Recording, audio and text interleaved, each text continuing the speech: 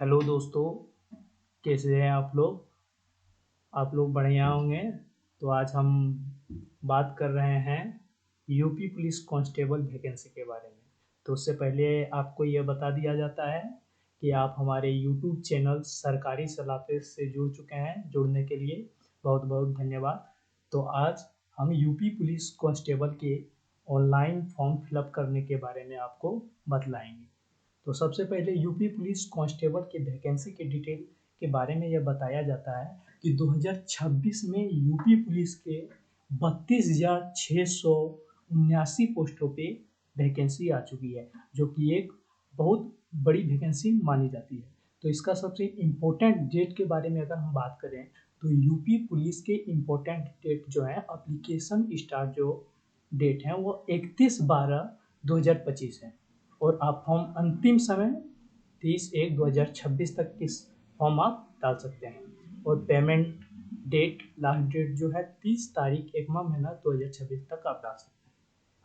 तो बात करें एप्लीकेशन फ़ी, तो जनरल, ईडब्ल्यूएस और ओबीसी 500 रुपया शुल्क, अर्थात SC ST को 400 रुपया फी है। पेमेंट आप जो कि debit card, credit card, net banking और UPI के थ्रू कर सकते हैं। जहाँ तक बात की जाए तो एज लिमिट 1/7/2025 रहेगा। कांस्टेबल मेल 18 से 25 ईयर्स डाल सकते हैं। कांस्टेबल फीमेल के लिए 18 से 25 ईयर्स है। टोटल पोस्ट की बारे में बात किया जाए तो 32,679 पोस्टों पे वैकेंसी आई हुई है। UP police constable requirement eligibility 2026, इसमें जो है आप 12th के द्वारा फॉर्म डाल सकते हैं, यानी आपको 12th पास आउट होना अति आवश्यक है। तो इसके UP police constable vacancy detail के कैटेगरी वाइज किया जाए तो कांस्टेबल मेल फीमेल के लिए 4191 पोस्ट हैं, ईडब्ल्यूएस को 1046, ओबीसी 2826 और एससी का 2198 और एसटी का 208, यानी टोटल मिला के 10,469 पोस्ट है। आप नोटिफिकेशन भी देख सकते हैं साथ में। तो अच्छी खासी वैकेंसी है। जहाँ तक कि यूपी पुलिस कांस्टेबल के फिजिकल टेस्ट डिटेल के बारे में बताया जाता है कि हाइट 168 सेंटीमीटर मांग रहा है। इसमें एसटी 160 सेंटीमीटर और फीमेल के लिए 152 सेंटीमीटर और एसटी के लिए 147 सेंटीमीटर। चेस्ट की मेजरमेंट की बात की जाए तो 79 से 84 रहना आवश्यक है और एसटी के लिए 77 से 82 सेंटीमीटर। और फीमेल के लिए चेस्ट का मायने नहीं है, इसमें चेस्ट नहीं मांगा जाएगा। तो वेट के बारे में, वेट कोई अति आवश्यक नहीं है मेल में, लेकिन फीमेल में 40 kg मिनिमम होना अनिवार्य है। जहाँ तक कि रनिंग की बात किया जाए तो मेल को 4.8 किलोमीटर रनिंग करना पड़ेगा 25 मिनट के अंदर, और महिलाओं को 2.4 किलोमीटर रनिंग करना पड़ेगा 14 मिनट के अंदर। इसके पे स्किल के बारे में बोला जाए तो पे मैक्सिमम अच्छा ही है, 31,700 से 69,100। इसमें लेवल 3 के ग्रेड पे दिया जाता है। और यूपी पुलिस कांस्टेबल के एग्जाम शेड्यूल के बारे में बता सकते हैं कि इसमें जनरल नॉलेज, जनरल हिंदी पूछा जाता है, न्यूमेरिकल और रीजनिंग पूछा जाता है। टोटल 150 क्वेश्चन का मार्क एग्जाम होता है और 300 का मार्क्स होता है इसमें।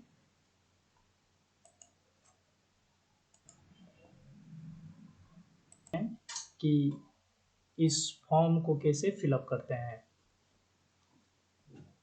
सबसे पहले आपको यूपी पुलिस के कांस्टेबल के ऑफिशियली वेबसाइट पे आ जाना होगा। वेबसाइट पे आने के बाद आपको यहाँ पे वन टाइम रजिस्ट्रेशन OTR के बारे में बताया जा रहा है। तो सबसे पहले आप अगर पहले कभी इस पे रजिस्ट्रेशन कर चुके हैं तो आप यहाँ लॉगिन करेंगे। आप डिजी लॉकर के साथ लॉगिन कर सकते हैं, आधार ID के साथ लॉगिन कर सकते हैं, या अपने खाते से लॉगिन, यानी मोबाइल नंबर और पासपोर्ट डाल के आप लॉगिन करेंगे।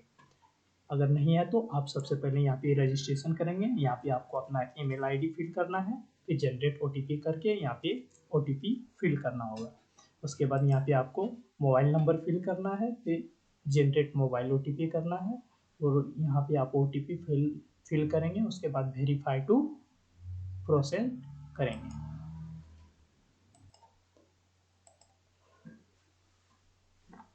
तो आप देख सकते हैं कि आपका संपर्क जो है सफलतापूर्वक सत्यापन हो चुका है। तो आगे आपको यहाँ पे डिक्लेरेशन करना है। उसके बाद आप यहाँ पे वेरिफिकेशन आधार के थ्रू कर सकते हैं, डिजी लॉकर के साथ करते हैं, या तो आप इससे भी कर सकते हैं। तो आपको आधार कार्ड के थ्रू यहाँ पे वेरिफिकेशन करना होगा। तो सबसे पहले आप यहाँ पे अपना यहाँ पे आधार नंबर डालेंगे और यहाँ पे जनरेट टू आधार OTP करेंगे और इसमें OTP फिल करेंगे और OTP फिल करने के बाद आप वेरीफाई टू प्रोसेस करेंगे।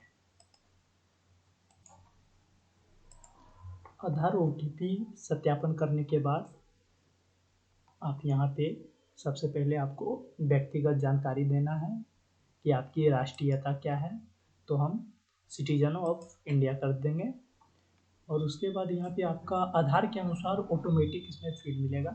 उसके बाद यहाँ पे बोला जा रहा है कि आप क्लास 10 के मार्कशीट के अकॉर्डिंग आप यहाँ पे अपना नाम डालेंगे, आप अपना यहाँ पे डेट ऑफ बर्थ डालेंगे और आप मेल है तो मेल करेंगे, फीमेल है तो फीमेल करेंगे। उसके बाद यहाँ पे आपको फादर्स नेम डालना है, फिर यहाँ पे आपको फिर से फादर नेम डालना है।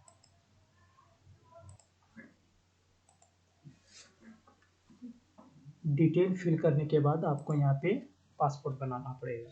तो पासपोर्ट में सबसे पहले आप इस पे कैप्स लॉक करके बड़ी, उसके बाद आप छोटी अक्षर डाल के और आपको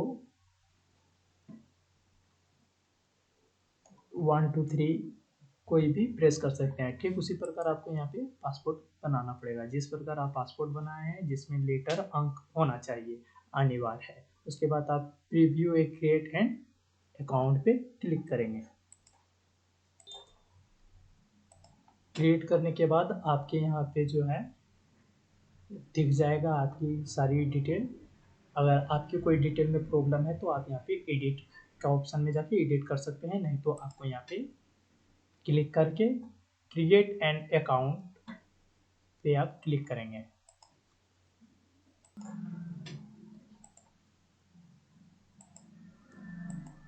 तो फिर आपको यहाँ पे प्रोसीड करना होगा। प्रोसीड करने के बाद कुछ समय आपको वेट करना पड़ेगा और वेट होने के बाद आपको सफलतापूर्वक रजिस्ट्रेशन हो जाएगा। उसके बाद आपको login with account, login with Aadhaar, login with DigiLocker के साथ आप करेंगे। तो सबसे पहले यहाँ पे लॉगिन विथ पे आ जाएंगे और यहाँ पे आपको अपना मोबाइल नंबर डालना है। उसके बाद आपको यहाँ पे अपना पासपोर्ट डालना है और उसके बाद लॉगिन पे क्लिक करना है। लॉगिन पे क्लिक करने के बाद आपको यहाँ पे दिया जाएगा कि आप ईमेल के थ्रू OTP प्राप्त कर सकते हैं, मोबाइल के थ्रू OTP प्राप्त कर सकते हैं। तो आप यहाँ पे सेंड OTP टू मोबाइल पे क्लिक करेंगे और आपके मोबाइल पे OTP चला जाएगा और इस पे आपको OTP फिल कर देना है। OTP फिल करने के बाद आपको लॉगिन पे क्लिक करना है।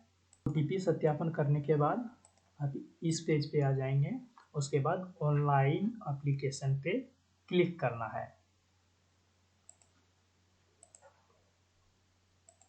उसके बाद आपको यहाँ पे 2 फॉर्म देखने को मिल रहा है जिसमें आपको उत्तर प्रदेश पुलिस कांस्टेबल के बारे में है, पुलिस सहायता उपनिरीक्षक लिपिक के बारे में इसमें दिया गया है। तो आप यूपी पुलिस कांस्टेबल डालना चाह रहे हैं तो आप यहाँ पे एग्री करेंगे और अप्लाई पे क्लिक करेंगे।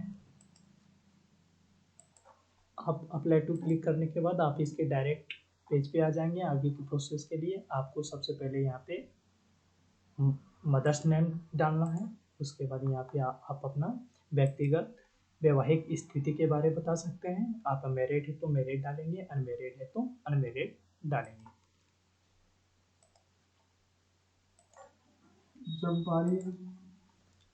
उसके बाद आप यहाँ पे श्रेणी डालेंगे। इसमें पूछ रहा है आगे कि क्या आप यूपी के मूल निवासी हैं तो यस करेंगे, अन्यथा नो करेंगे। तो अगर आप यूपी के निवासी हैं तो सबसे पहले आपको यहाँ पे आपका डोमिसाइल सर्टिफिकेट मांगा जाएगा कि आप किस राज्य, कौन से ज़िले से हैं। आप डोमिसाइल सर्टिफिकेट किसके जरिए इशू किया गया है, किस पदाधिकारी के द्वारा, ये आपको बताना है। उसके बाद आप यहाँ पे तिथि किस तारीख को आपका डोमिसाइल इशू हुआ था, और इसमें आप अपना डोमिसाइल का एप्लीकेशन नंबर डालेंगे, और इसके बाद आप अपना यहाँ पे डोमिसाइल का सीरियल नंबर डालेंगे। अर्थात अगर आप यूपी के मूल निवासी नहीं हैं तो आप नो करेंगे, आई अंडरस्टैंड एंड एग्री पे क्लिक करेंगे। तो अगर आप यूपी के नहीं हैं तो सभी जो है अनरिजर्व यानी जनरल कैटेगरी से आएंगे। और यहाँ पे पूछा जा रहा है कि पता विवरण में एड्रेस के बारे में आप पता 4 का पता आप जो है कॉन्ट्रेंस एड्रेस के बारे में, तो आप यहाँ पे जिस राज्य से हैं अपना राज्य डालेंगे, कौन सी जिला से हैं तो जिला सेलेक्ट करके जिला डालेंगे। उसके बाद आप अपना यहाँ पे एड्रेस फिल करेंगे, आपका थाना कौन है तो आप अपना थाना फिल करेंगे, आप अपना पिन कोड डालेंगे। आपका अस्थाई पता और पत्राचार का पता अगर सेम है तो यहाँ पे आप क्लिक करेंगे, तो ये दोनों ऑटोमेटिक फिल हो जाएगा। उसके बाद आप यहाँ अगर कौन किस राज्य से हैं, आपका गृह राज्य कौन सा है तो आप सेलेक्ट करेंगे। उसके बाद आपका जिला कौन सा है तो जिला डालेंगे। तो सबसे पहले हमने इसमें राज्य का सिलेक्ट किया, अगर आपका कोई भी जिला है तो आप वहाँ जिला पे सिलेक्ट करेंगे। उसके बाद आप सेव करके नेक्स्ट करेंगे। नेक्स्ट करने के बाद आप फॉर्म के अगले प्रोसेस पे आ जाएंगे। पर्सनल डिटेल हो जाने के बाद आपको अदर डिटेल में आना है। इसमें पूछा जा रहा है क्या आप उत्तर प्रदेश के राजकीय कर्मचारी हैं। अगर यूपी के अगर आप कोई भी गवर्नमेंट जॉब में है तो आप यहाँ पे यस करेंगे। यस करने के बाद आपका ज्वाइनिंग कब हुआ है उसके बारे में डिटेल का फिल करना है। एनओसी के बारे में आपको जानकारी देना है कि आपका एनओसी कब इशू हुआ था। एनओसी जारी करने वाले अधिकारी का नाम बताएंगे। अगर नहीं है तो आप इसको बैक करके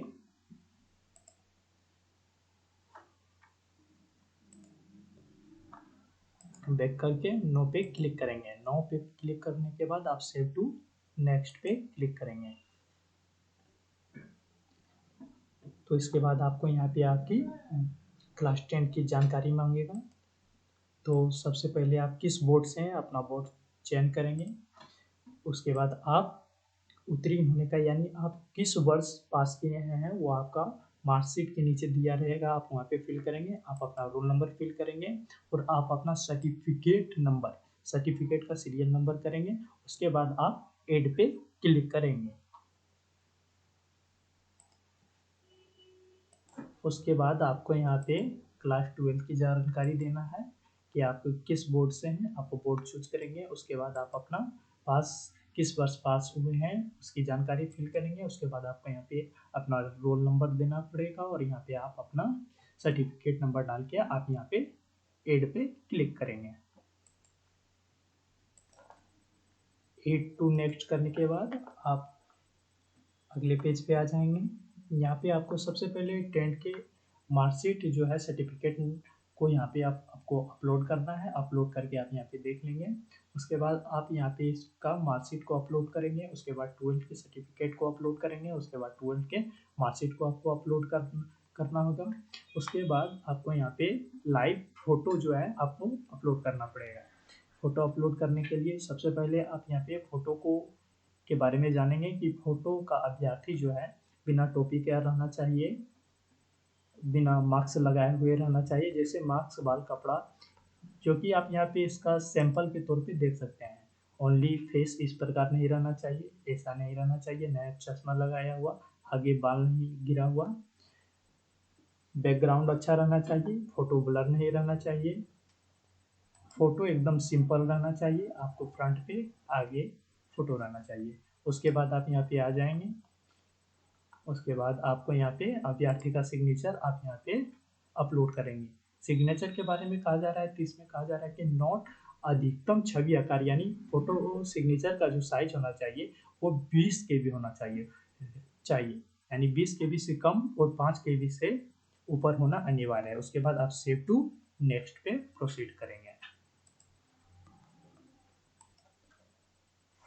फोटो और सिग्नेचर अपलोड करने के बाद आप डायरेक्ट ही इसके पेज पे आ जाएंगे, इस पेज पे आ जाएंगे, अगले पेज पे, इस पेज पे आ जाएंगे। उसके बाद यहाँ पे आप अपने पोस्ट के हिसाब से, आप अपने प्रेफरेंस के हिसाब से आप कौन सी जॉब में पहले रहना चाहते हैं। तो अगर आप रहना चाहते हैं यानी अपना कौन सा पोस्ट आप पहले चूज करते हैं, तो आप अपने अकॉर्डिंग इसको सेलेक्ट करेंगे नोटिफिकेशन देख के।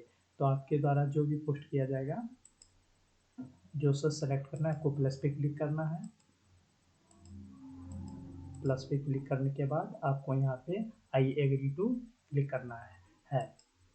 उसके बाद आपको यहाँ पे क्या आप, इसमें पूछा जा रहा है कि क्या आप टॉयट कंप्यूटर लेवल प्रमाण पत्र किए हैं, क्या आप कंप्यूटर कोर्स किए हुए हैं। अगर आपके पास कंप्यूटर कोर्स किए हैं, आपके पास अगर कंप्यूटर सर्टिफिकेट है, तो आप यस करेंगे और यहाँ पे आप अपना सर्टिफिकेट अपलोड करेंगे। अगर आपके पास नहीं है तो आप नो करेंगे। उसके बाद क्या कर रहा है कि आप प्रदर्शनी सेना में सेवा की है, अगर आप आर्मी में हैं तो आप यस करेंगे। उसके बाद आप अपना आर्मी का सर्टिफिकेट डाउनलोड इस पर अपलोड करेंगे, नहीं तो नो करेंगे। इसमें क्या कहा जा रहा है कि क्या आप राष्ट्रीय कैंडिडेट कोर में प्रमाण पत्र हैं, तो है तो आप यस करेंगे, अन्यथा नो करेंगे। उसके बाद यहाँ पे आपको सभी पे क्लिक कर देना है। क्लिक करने के बाद आप सभी पे क्लिक कर देंगे। उसके बाद यहाँ बोला जा रहा है कि इसमें घोषणा किया जा रहा है कि मैं घोषणा करता हूँ या करती हूँ। आप अगर मेल है तो घोषणा करता हूँ और फीमेल है तो घोषणा करती हूँ। तो आप इसको अच्छी तरह से रीड कर लेंगे और इस पर आप सेलेक्ट यस या नो कर सकते हैं। तो इसमें आपको नो ही करना होगा। उसके बाद आप किस स्थान से हैं, यानी आप कहाँ से, जहाँ से फॉर्म भर रहे हैं वहाँ पे आप अपना प्लेस का नाम डालेंगे और यहाँ पे आपका ऑटोमेटिक सिग्नेचर जो है फिल हुआ मिलेगा। और उसके बाद आपको यहाँ पे प्रीव्यू एप्लीकेशन पे क्लिक करना है। प्रीव्यू करने के बाद आप अपनी देख सकते हैं, आपने जो भी फॉर्म में भरे हुए हैं, आप अपना पूरा डिटेल देख सकते हैं आप अपना फोटो सिग्नेचर देख सकते हैं। आप अपनी डिटेल को अच्छी तरह से चेक कर लेंगे। उसके बाद अगर आपका डिटेल में अगर कोई गलती है तो आप एडिट पे जाके क्लिक करके आप एडिट भी कर सकते हैं, नहीं तो आपको इस पे क्लिक कर देना होगा और जनरेट ओटीपी पे क्लिक करना है। उसके बाद आपका मोबाइल पे ओटीपी चला जाएगा, आप इसमें ओटीपी फिल कर देंगे। उसके बाद वेरीफाई टू ओटीपी पे क्लिक करेंगे। ओटीपी वेरीफाई हो जाने के बाद आपको फी पेमेंट करना है और आपको फॉर्म भरने के लिए आपको 500 रुपया यहाँ पे पेमेंट करना है। और पेमेंट पे आप यहाँ पे क्लिक करेंगे, पे विथ SBI पे क्लिक करेंगे। उसके बाद यहाँ पे आप टर्म एंड कंडीशन को एक्सेप्ट करेंगे। उसके बाद आगे बढ़ेंगे।